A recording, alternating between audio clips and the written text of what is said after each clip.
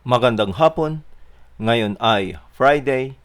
Welcome sa Lotto Result Today PH.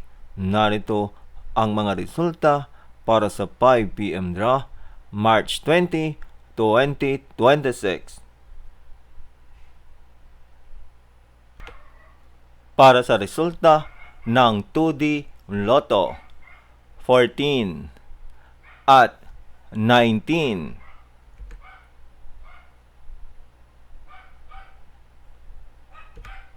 Heto naman ang resulta kaninang 2 p.m. draw.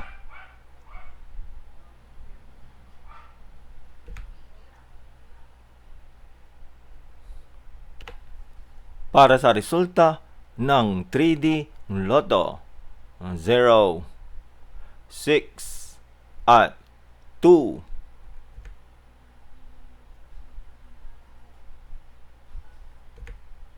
Heto naman ang resulta kaninang 2 p.m. draw.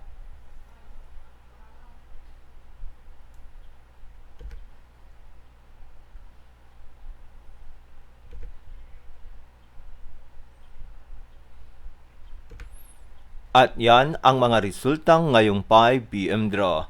Para lagi kang updated sa mga Lotto draw result, mag-like and subscribe. Maraming salamat sa panonood.